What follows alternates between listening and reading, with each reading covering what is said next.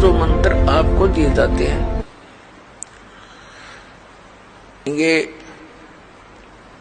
आपको यहां प्रयोग नहीं करने चाहिए थे। आपने इनकी कमाई को संग्रहित करना है, सुरक्षित रखना है। किसी को आशीर्वाद नहीं देना, किसी को कोई दुआ या बद्दुआ नहीं देना। बद्दुआ दोगे तो भी आपकी पुण्य अक्षीण होंगे और किसी को आशीर्वाद दोगे तो भी आपके भक्ति कमाई समाप्त होगी, खर्च होगी। अब जैसे कोई एक पहिए से, एक टायर से हवा और दूसरे टायर में भरे, वो कितना बुद्धिमान है। दोनों कंडम वो युद्ध है इसका। ये बुद्धिमान व्यक्ति ऐसे काम करता है, उसको सलाह देगा भाई यहां से जाइए, वहां आगे एक हवा भरने का यंत्र है, आप वहां से हवा भराइए, दोनों का काम चलेगा। तो इस प्रकार हम अगर आशीर्वाद दे देते हैं तो हमारी पूंजी नष्ट हो जाती है, भक्ति।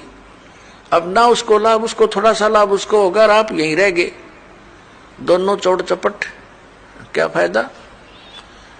तो इस प्रकार हमने अपने बच्चों को, भाई बहन, माता पिता, सबको, संबंधित जितने मित्र हैं या वैसे भी कोई, एक सद्भावना पूर्वक सबसे प्रार्थना करनी चाहिए कि आप भी दीक्षा लो और अपनी हवा आप भरो। जैसे एक पंप दे दिया जाता है साइकिल में हवा भरने का, तो सब ले लो पंप और अपनी भरो हवा, जब जरूरत पड़े फुल करो और चलो गाड़ी पर, सवारी पर। तो कहने का भाव ये है कि इसी प्रकार ये गुरुदेव जी से दीक्षा लेकर के आप स्वयं अपनी भक्ति मंत्र के जाप साधना के द्वारा अपने टायर में हवा स्वयं भरो और फिर चलो।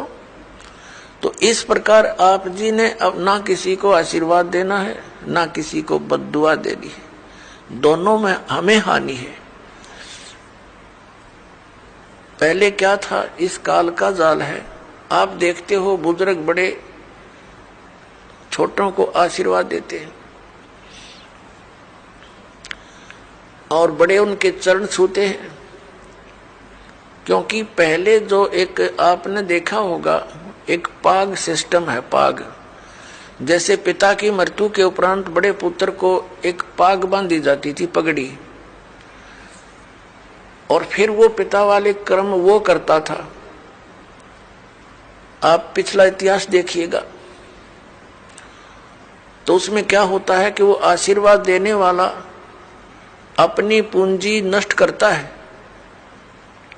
और उनको आशीर्वाद देता है। जैसे आपने देखा होगा एक पुत्र वधू अपनी सास के पैर दबाती है या किसी और बड़ी बूढ़ी के उसके पास बैठी है उसके पैर छूती है, वो उसको दुआ देती है, पुत्रवती हो, तेरे बेटे हो, पुतों फड़िए दूध दो, नहाइए, इस तरह के देते हैं।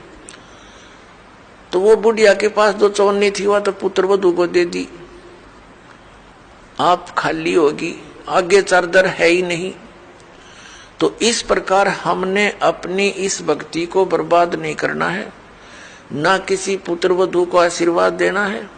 पुत्र वधू को भी परमात्मा से जोड़ दे, बेटी अपनी कमाई कर और तेरा भी कल्याण हमारा भी कल्याण होगा। अपने आत्माओं, परमात्मा कहते हैं मेर तेर की जेवड़ी युबड़ बंधा संसार, एक कबीरा ना बंधा जो है नाम आधार। जिसने नाम प्राप्त हो गया, परमात्मा को आधार मानकर चल रहा है, वो इस संसार की मेर तेर की जेवड़ी में बंधा नहीं गा। अब हमने देखी है बुढ़िया किस प्रकार आशीर्वाद देती है। जब पुत्र वधू का उसकी अच्छा मेल सा है तो आशीर्वाद दे रही है, तेरे भाई जियो, तेरे भतीजे जियो, और तू बूढ़ सुहागन हो। बूढ़ सुहागन माने मरा इतना तेरा पति नहीं मरा, वृद्धावस्था तक सुहागन बनी रहे। और अगले दिन उसकी होगी अनबन, बुढ़िया दे रही है गाल उसने, तेरे भाई मरियो, तेरे भतीजे मरियो, तो रांड होइयो। बताओ, वो दूना टोटा कर लिया उसने। पहले तो आशीर्वाद देकर खोई, फिर उसने बद्दुआ देकर भक्ति खोई। तो ये